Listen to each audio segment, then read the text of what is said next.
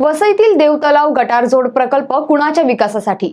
नमस्कार, मी रेणुका नाडकर आणि आपण पाहताय समर्थन लाईव्ह। वसईतील देवतलाव येथील पावसाळी पाणी निचऱ्याचा नैसर्गिक मार्ग बंद झाल्याने मागील काही वर्षांपासून मोठ्या प्रमाणात पाणी साचून जनजीवन ठप्प होत आहे।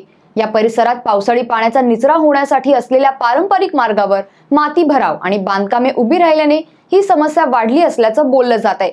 यावरील अधिक तपशील जाणून घेऊयात तेथील स्थानिकाकडून। माझं नाव अमर म्हात्रे, मी इथला स्थानिक पत्रकार आहे आणि सामाजिक कार्यकर्ते सुद्धा आहे। देवतलाव इथला मागच्या सर्वसाधारणपणे 4 ते 5 वर्षापासून पाणी जमा होण्याचा मोठा प्रॉब्लेम आहे।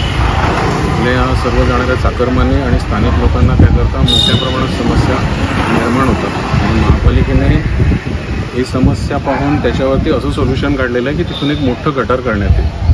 पण वास्तविक पाहता जे गटार केलेलं आहे त्यासाठी कोट्यवधीचा निधी महापालिकेकडून देण्यात आला आणि एक मोठं गटार बांधायला ज्या लोकांचा खूप विरोध होता तरीसुद्धा ते कोणाच्या विकासासाठी एक्झॅक्टली बांधलेलं आहे ते आम्हाला अजून समजलं नाही।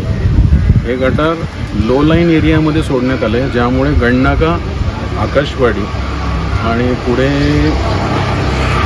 पंडितवाडीतून येणारा पाण्याचा फोर्स आहे, त्यामुळे या संपूर्ण भागामध्ये येत्या पावसाळ्यामध्ये मोठ्या प्रमाणात पाणी साचणार आहे।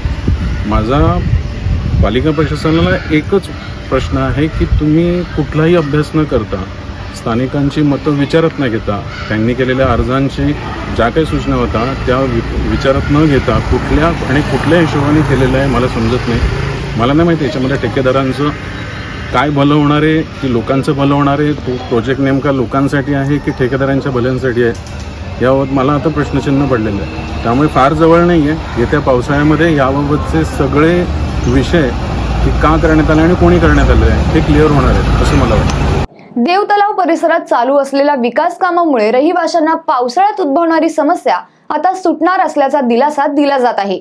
मात्र प्रत्यक्षात या गटार जोड प्रकल्पामुळे आसपासच्या परिसरात नवीन समस्या उद्भवण्याची शक्यता वर्तवली जात आहे।